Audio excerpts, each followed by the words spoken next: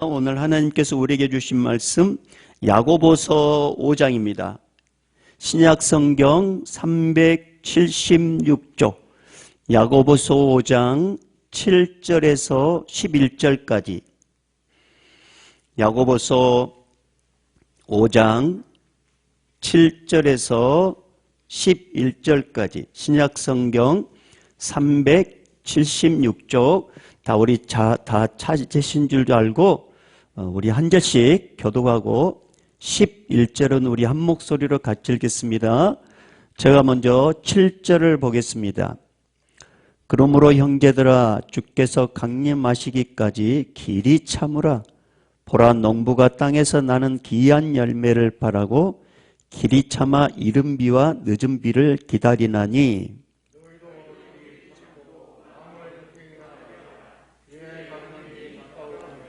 형제들아 서로 원망하지 말라. 그리하여야 심판을 면하리라. 보라 심판주가 문 밖에 서 계시니라.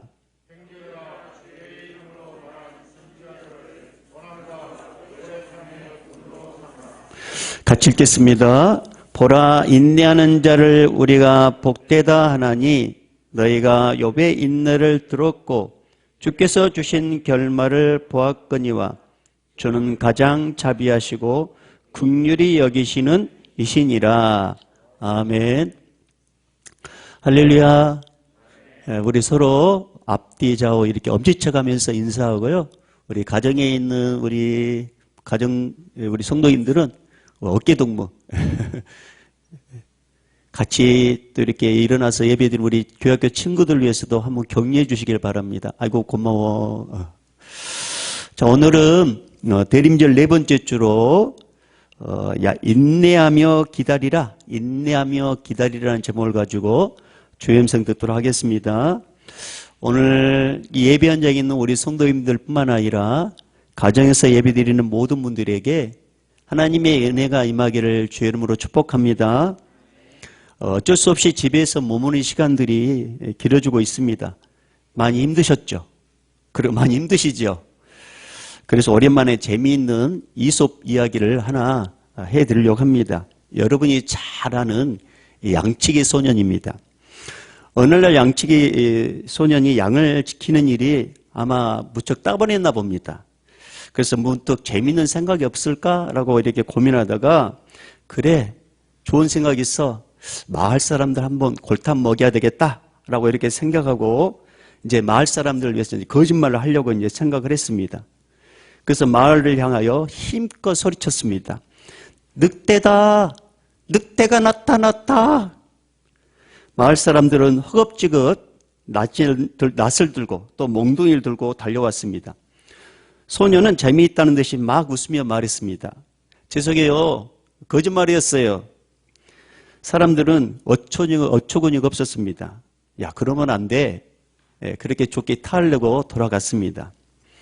시간이 지나서 어느 날 양치기 소년이 또다시 장난을 쳤습니다. 늑대다! 늑대가 나타났다! 마을 사람들은 또다시 낫을 두고 몽둥이를 들고 또 찾아왔습니다. 근데 이번에 양치기 소년이 또 뭐라 합니까? 장난이에요. 사람들은 화를 내기 시작했습니다.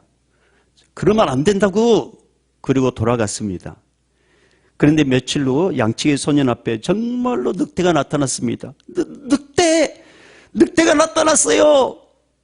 정말이에요. 정말 늑대가 나타났어요. 도와주세요. 빨리 좀 와주세요. 마을 사람들은 이제 양치기 소년의 말을 듣지 않았습니다. 또 믿지 않았습니다. 결국 양들은 늑대에게 모두 잡혀 먹히고 말았습니다.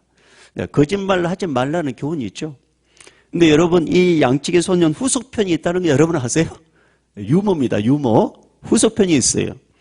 거짓말 하다가 쫓겨날 뻔한 이 양치기 소년이 다시는 거짓말을 하지 않기로 맹세하고 마을 사람들이 용서를 받고 다시 마을에서 양치기 일을 하게 됩니다. 그런데 어느 날 양을 치던 소년의 머리 위로 갑자기 비행기 4대가 지나가는 것입니다. 양치기 소년은 그 모습이 너무 멋있어서 소리 높여 크게 이렇게 감탄사로 이렇게 이야기했습니다.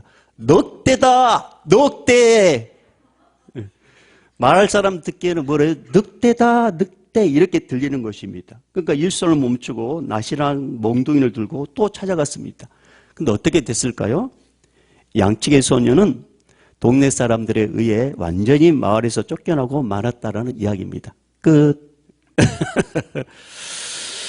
저는 이 이솝의 양치기 소년의 이야기를 생각하면서 마을 사람들의 관점에서 한번 생각해 봤어요. 처음 양치기 소년이 늑대다고 외쳤을 때 마을 사람들은 정말 죽기 살기로 도와주려고 왔단 말입니다. 근데 거짓말인 줄 알고 화가 나서 돌아갔습니다. 몇 번의 그런 이제 경험을 한 마을 사람들은 진짜 늑대가 나타났을 때 그 양치기 소년의 그 말을 들었음에도 불구하고 거짓말이라고 생각하고 행동하지 않았다는 것입니다. 결국 양들은 늑대의 밥이 되고 말았죠.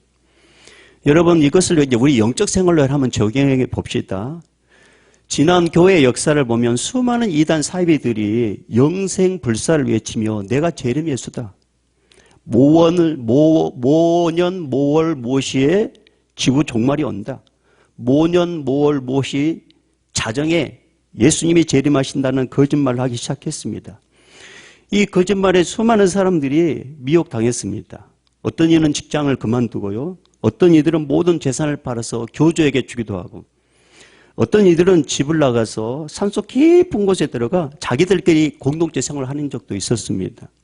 어떤 이들은 정말 흰옷을 입고 예수님을 마치 맞이하려는 그런 마음으로 어느 한 곳에 가서 재림 예수를 기다린 적도 있었습니다. 여러분 근데 어떻게 됐습니까? 아무런 일도 일어나지 않았습니다. 그것으로 드러났습니다. 그럼 미혹 당하지 말아야 되잖아요. 한번 당했으면 그러면 안 되잖아요.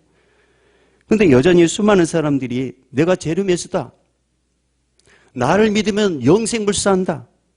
종말이 곧 오니까 빨리 모든 것 다 팽겨주고 나를 따르라. 그런 말에 지금도 여전히 미혹당하고 있다는 것입니다.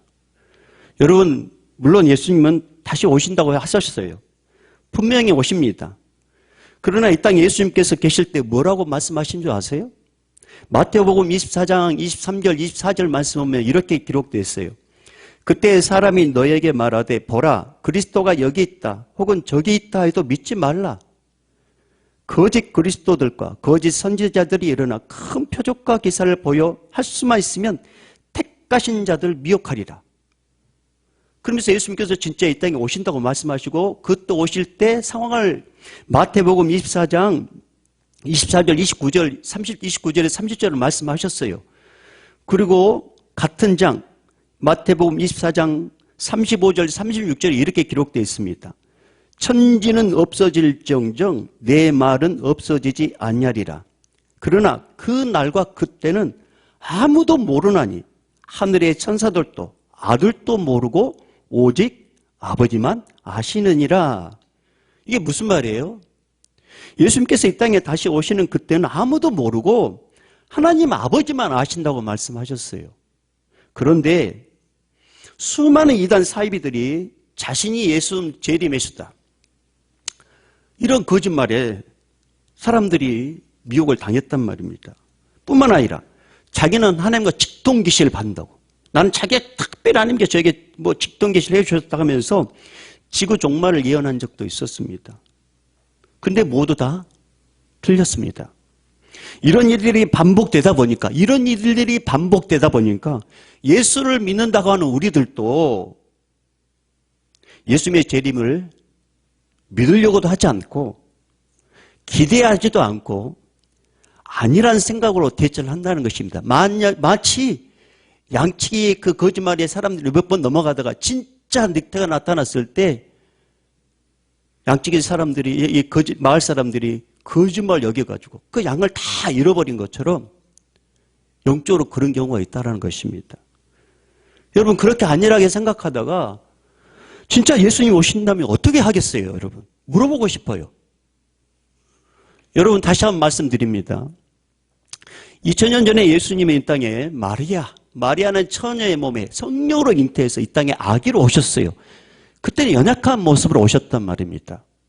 이 땅에 오셔서 30세 동안 사시면서 세상일을 하시다가 마지막 3년 동안 하나님 나라에 대해서 가르치고 전파하고 또 치유하는 일을 하셨습니다.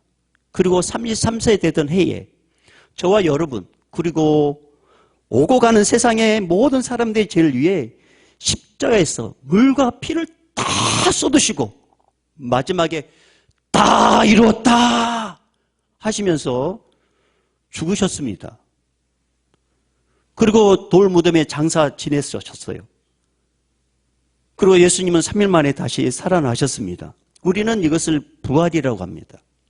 부활하신 예수님은 남아있는 제자들 위해서 이 땅에 40일 동안 계시다가 사도 바울의 말에 의하면 500명이 보는 가운데 구름다가 하늘나라에 오르셨어요. 하늘나라에 오르시는 예수님을 보고 있는 제자를 향하여 두 천사가 이렇게 선포합니다. 사도행전 1장 11절 말씀 보면 이렇게 기록되어 있어요. 이르되 갈릴리 사람들아 어찌하여 서서 하늘을 쳐다보느냐? 너희 가운데서 하늘로 올려주신 이 예수는 하늘로 가심을 본 그대로 오시리라. 본 그대로 오시리라. 우리는 이것을 재림, 우리는 이것을 강림이라고 합니다. 그러니까 예수님 다시 오신다는 말씀이에요. 여러분 성경이 그런 거라면 그런 거예요. 더 이상 의심할 이유가 없어요. 그런데 문제는 뭐냐면 자꾸 재림이 이렇게 지체되다 보니까 2000여 년이 지나오면서 수많은 이단 사이비들이 내가 재림의 수다, 종말이 곧 온다, 예수님 몇 월 며칠 몇 시에 온다, 그런 거짓말을 했다라는 것입니다. 그런 일이 반복되다 보니까 영적으로 무뎌진 것은 사실입니다. 영적으로 무뎌진 것은. 그래서 예수님께서 이렇게 말씀하셨어요. 마가복음 13장 33절에 주의하라, 깨어있으라, 그때가 언제인지 알지 못함이라. 사랑하는 여러분, 예수님 언제 다시 오실지 우리는 몰라요. 그러나 분명한 것은 반드시 오십니다. 따라서 주님을 믿는 우리가 필요한 것은요, 정말 주님을 믿는 우리들에게 필요한 것은 진득하게, 제발 부탁이에요. 진득하게 신앙 안에서, 믿음 안에서, 말씀 안에서 길이 참고 기다려야 되는 것입니다. 그래서 오늘 야고보서도 동일한 말씀을 하고 있잖아요. 자, 오늘 성경 말씀 야고보서 5장 7절 8절 말씀. 자, 우리 가정에서도 우리 함께 같이 읽어보겠습니다. 시작. 그러므로 형제들아 주께서 강림하시기까지 길이 참으라. 보라, 농부가 땅에서 나는 귀한 열매를 바라고 길이 참아 이른 비와 늦은 비를 기다리나니 너희도 길이 참고 마음을 굳게 하라. 주의 강림이 가까우니라. 아멘. 여러분 7절에서 8절에 반복되는 말 여러분 3번 반복되는 거 있죠? 길이 참으라, 길이 참고 8절에도 길이 참아 이렇게 반복되어 있습니다. 이게 무슨 말이에요? 주님께서 다시 오시니까 잘 참고 인내하고 기다리라 이런 말이에요. 잘 참아라, 잘 참아라. 근데 여러분 이 서신을 누가 썼느냐 이게 참 중요하죠. 여러분 이 서신을 누가 썼을까요? 문제. 이 서신은 야고보가 썼다? 아니면 다른 누가 썼다? 오늘 이 성경은 뭐래요? 야고보서. 야고보서죠. 그래서 야고보가 쓴 거죠. 근데 우리가 익히 알고 있는 야고보는 예수님의 12제자 세베대 아들 야고보와 요한. 그래서 이 사람이 야고보가 아닐까라고 생각하는데 예수님이 12제자 중에 한 사람인가? 야고보 아닌가라고 생각하는데 그 야고보가 아닙니다. 그러면은 누구냐? 이 야고보서를 쓴 사람이 누구냐? 바로 예수님의 육신의 동생입니다. 마태복음 13장 53절 이하에 보면 이렇게 기록되어 있어요. 예수님께서 고향에 돌아가 회당에서 가르치자 동네 사람들이 이제 놀라서 이렇게 하는 말이 나와 있어요. 그 목수의 아들 아니냐? 그 어머니는 마리아, 그 형제들은 야고보, 요셉, 시몬, 유다라 하지 않느냐? 여기서 말하는 야고보가 바로 오늘 이 야고보서를 기록한 사람이에요. 근데 여러분, 이 처음 야고보는 예수를 육신의 형으로만 생각했어요. 예수님께서 공생의 기간 동안에 갈릴리 지역에서 막 복음을 전하고 치유 역사가 일으키니까 야고보, 이 동생 야고보가 예수님께 이렇게 이야기합니다. 정말 당신이 메시아라면 이 총구석에 있지 마세요. 당신 정말 메시아라면 큰 도시에 가서 한번 드러내 보세요.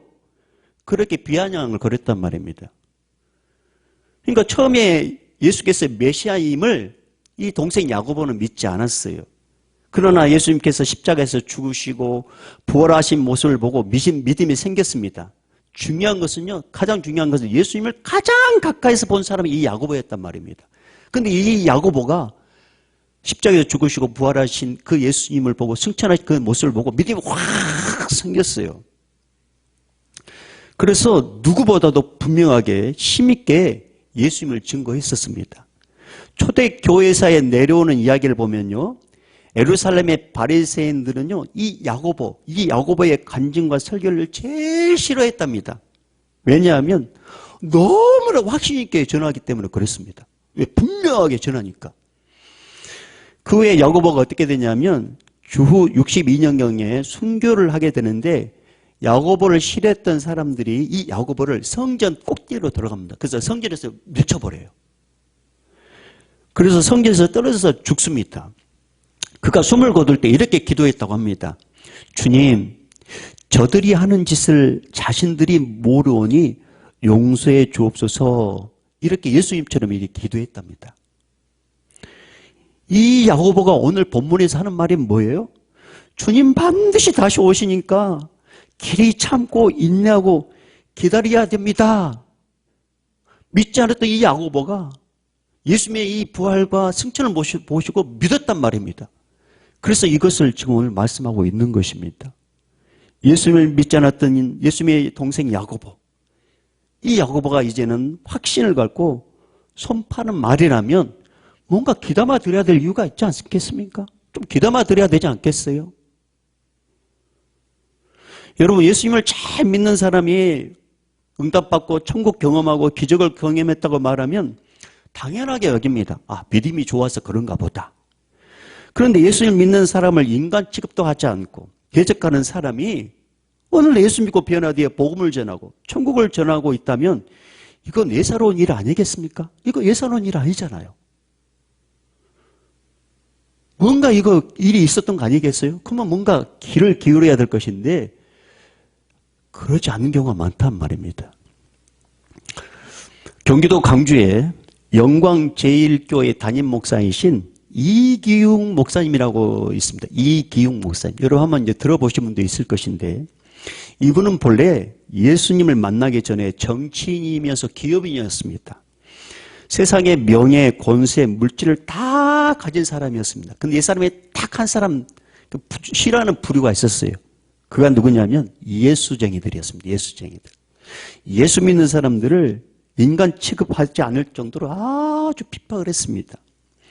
이분은 뿌리 깊은 유교 가문에서 태어나가지고 예수쟁이를 딱 보면 그날 재수가 없답니다. 재수가 없어요. 그래가지고 예수쟁이들 그러면 아예 가던 길로 돌이키고 아예 그냥 고개를 돌려버린답니다. 그렇게 삶을 살았던 이 사람이 오늘날 자기 부인이 예수를 믿는다는 것을 알게 됩니다. 너무 화가 나가지고 구탈합니다. 그냥 확 밀쳐버린데 아내가 뒤로 넘어지면서 뭔가에 딱 부딪힙니다. 두개골이 깨지고 뇌진탕이 딱 되면서 이거 이제 우리나라에 이렇게 병원에서 고칠 수 없다는 것을 알고 급하게 미 8군 병원으로 옮기게 됩니다. 그리고 이제 거기서 입원해 있는 상태에서 이분이 이제 좀 미안하기도 하고, 그래서 날마다 술 먹는데 꼭 집에 들어갈 때마다 그 이웃집에 살고 있는 여의도 순복음교회 다니는 어떤 한 집사님께서 꼭 그렇게 이야기합니다. 누구누구 아버지 오살리 기도원에 한번 가서 좀 기도해 보세요. 그러니까 자꾸 그러니까 어느 날은 알았어. 그리고 이제 집에 들어갔답니다. 근데 알았어 하고 집에 들어갔는데 그래도 남자 체면이니까 술 먹고 그렇게 대답했다 할지라도 그래도 이야기했으니까 그래 그럼 오산리 기도원에 한번 가보자. 그래가지고 이제 기도원에 올라갔답니다. 그리고 여차에서 아무 때 기도 올라가가지고 기도 동굴에 들어가가지고 자신의 집안을 쑥대밭으로 만들어도 생각하는, 이제 자기는 이렇게 생각해요. 잘 살다가 내 아내가 예수 믿고 이렇게 돼가지고 지금 우리 집안이 완전히 이게 쑥대밭이 됐는데 우리 집안을 사단낸 하나님과 예수를 향하여 악다구를 쓰면서 막 갖은 욕설을 내뱉었답니다. 예, 기도굴에서. 근데 갑자기 강력한 빗줄기가 불덩이가 탁 오더니 자기를 탁 치더랍니다. 그래서 거기서 쓰러지면서 자기도 모르게 눈물 흘리면서 밤을 꼴딱 샜답니다. 그 다음날 이런 생각이 문득 들더라는 거죠. 혹시 하나님이라는 신이 있지는 않을까? 이런 생각을 들더랍니다. 그리고 이제 기도원에서 내려와가지고 집에 왔는데 이규영 목사님이 자신의 어머니께서 100일 정성 기도, 예전에 어르신들 하잖아요. 뭐 생수 떠놓고 하는 거. 이 100일 정성 기도 드리는 것이 생각나가지고 자신도 100일 정성 기도를 드려보기로 작정을 했답니다. 그리고 집에 돌아와서 이제 지하실을 잘 정돈하고 매일 밤 12시에 100일 정성 기도를 시작했는데 근데 이분이 기도를 어떻게 하는지 잘 모르잖아요. 그리고 자존심상 또 누구에게도 물어보지도 못하고 그래서 종이에다가 하나님을 향하여 다음과 같은 각서를 썼답니다. 각서 1. 나 이기웅이는 지금부터 100일 정성 들어간다. 100일 정성이 끝나기 전에 천국과 지옥이 있다면 나한테 보여줄 것. 2. 100일 정성이 끝나기 전에 예수가 있으면 100일 정성이 끝나기 전에 나한테 보여줄 것. 위 사항이 지켜질 경우 다시 말하면 천국과 지옥도 보여주고 예수도 보여준다면 나는 정치, 사업 다 중단하고 나처럼 예수 없다고 부인하고 예수 핍박하는 자들에게 가서 당신을 피할해 줄 것이다. 피할해 줄 것이다. 전도란 단어를 모르니까 피할해 줄 것이다. 이런 단어를 썼습니다. 그리고 매일 밤 12시가 되면 지하실에 가서 각서를 읽고 나왔답니다. 50일째도 아무 일도 없었답니다. 80일째도 아무 일도 없었답니다. 드디어 97일째 되는 날 여전히 각서를 읽는데 갑자기 몸이 이렇게 오그라질더니 술 취한 사람처럼 몽롱해지더랍니다. 몇 번 몽롱해지더니 자신의 몸에서 뭔가 영이 확 빠져나가더랍니다. 자기 영이 확 빠져나가더랍니다. 근데 천사가 와가지고 자기를 딱 어디로 인도하냐면 천국 하나님 보호자 앞으로 이렇게 인도해 주더랍니다. 거기서 말로는 표현하지 못하는 가까운 갖가지 놀라운 것들을 보게 되었고 사람의 말로 표현할 수 없는 놀라운 것을 보게 됐답니다. 지옥을 보여달라 했잖아요. 근데 이분은 이제 지옥을 보여주는데 지옥의 그 무서운 현장을 보게 됐는데 지옥이 어찌나 무섭던지 생각만 해도요. 지금도 너무 떨리고 처음에는 너무 무서워가지고 잠을 잘 때 불을 탁 켜놓고 잤답니다. 생각조차 하기 싫은 곳이 지옥이었답니다. 이분이 이걸 경험하고 각서대로 지금 목사님이 되셔서 영광제일교회를 목회를 하시고 약속대로 예수님을 피하라고 사시는 예수님. 그리고 천국과 지옥에 대해서 얼마나 열심히 전도했던지 목에 성대가 다 성해서 수술을 해야 할 정도로 그렇게 열심히 전하고 있고 지금도 전하고 있습니다. 여러분, 이분이 예수 믿고 변화되어 천국과 지옥에 대해 선포하고 있다면 귀담아 드려야 되지 않겠습니까? 예수 재림도 마찬가지입니다. 육신의 형으로만 생각하고 믿지 않았던 이 야고보가 할렐루야 집에서 자는 사람이 있네 벌써. 우리 친구들 꼬무락거리네. 집중해 집중. 육신의 형으로만 생각했던 이 야고보가 예수님의 부활을 목격하고 승천도 목격하고 그리고 천사들이 말한 예수는 하늘로 가심을 본 그대로 오리라 그 말씀을 전하고 있다면 귀담아 들어야 되지 않겠어요? 그런데 이때 당시에 많은 성도들이 고난과 어려움을 당하자 길이 참지 못하고 중간에 배교하고 다시금 세상으로 떠나가는 성도들이 있었기 때문에 이 말씀을 하고 있는 것이었습니다. 그래서 야고보는 인내, 길이 참으라는 것을 이야기하기 위해서 농부를 비유해요. 7절 말씀은 그렇잖아요. 여러분 7절 다시 볼까요? 자, 우리 친구들 같이 집중해서 7절 읽어봐요. 우리 성도들 같이 읽어봅니다. 시작. 그러므로 형제들아 주께서 강림하시기까지 길이 참으라. 보라 농부가 땅에서 나는 귀한 열매를 바라고 길이 참아 이른 비와 늦은 비를 기다리나니. 여러분 여기서 농부를 비유한단 말이에요. 여러분 농부가 땅에서 나는 귀한 열매를 바라보고 있는데 농부는 딱 씨를 뿌리고 어떻게 합니까? 그때부터 안달합니까? 열매가 안 맺힌다고 막 이렇게 가버립니까? 그렇지 않잖아요. 차분히 기다린단 말입니다. 농부는 알아요. 기다리면 어느 시점에서 열매가 맺힌다. 이걸 알기 때문에 차분히 기다린단 말입니다. 주님도 마찬가지예요. 언제인지 모르지만 주님 오신단 말입니다. 언제인지 모르지만 오신단 말이에요. 그러니까 올 때까지 우리가 해야 될 게 뭐냐면 차분히 기다리면 되는 거예요. 인내하면서. 그래서 여기서 이 길이 참고라는 이 말 헬라어로는 마크로디몬인데 마크로디몬이라는 뜻이 뭐냐면 차분히 기다리다, 인내하다 그런 뜻이에요. 자, 우리 8절도 다시 한번 읽어볼까요? 8절 시작. 너희도 길이 참고 마음을 굳건하게 하라. 주의 강림이 가까우니라. 자, 이것을 직역을 하면 이렇습니다. 8절을 직역하면 이렇습니다. 너희는 또한 오래 참아라. 너희는 너희의 마음들을 고정시켜라. 왜냐하면 주의 강림이 가까이 왔기 때문이다. 여러분 인내, 한자로 인내, 참을 인자에 견딜래, 참고 견딘다는 것입니다. 하지만 시간이 가면 갈수록 인내는 회피하고 맛있는 달달한 열매만 쉽게 얻으려고 하는 사람들이 많아요.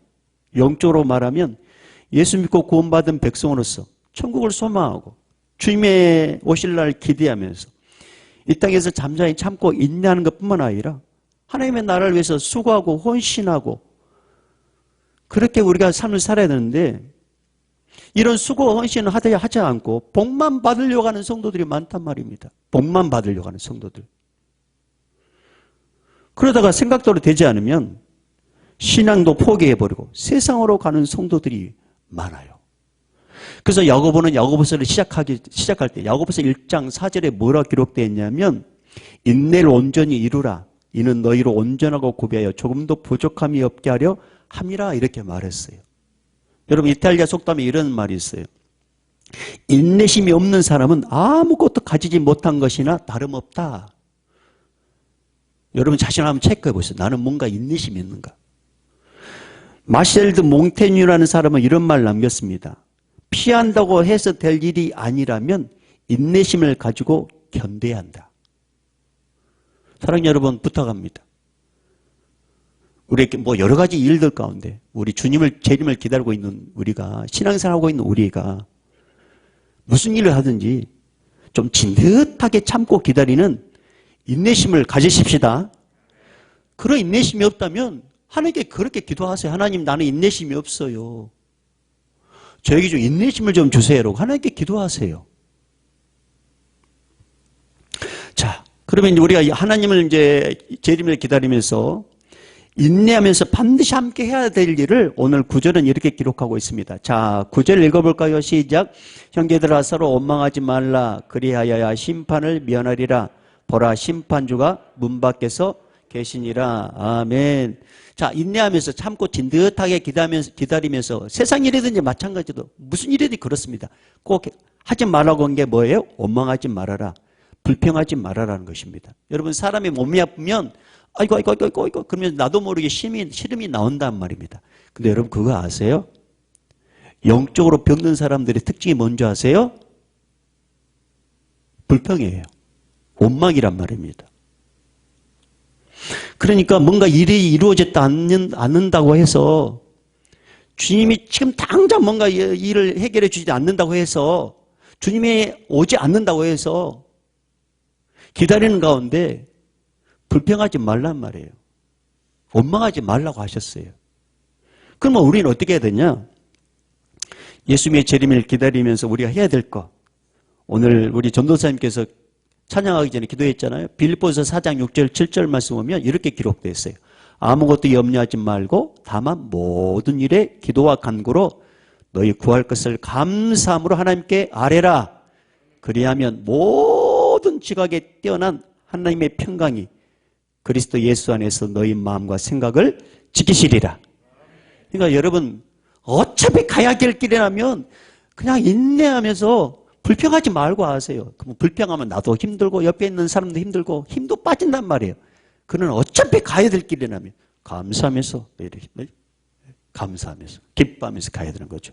자, 두 번째, 인내할 때 우리가 해야 될, 인내하면서 우리 해야 될 두 번째 11절 말씀이에요. 11절로 가볼까요? 시작.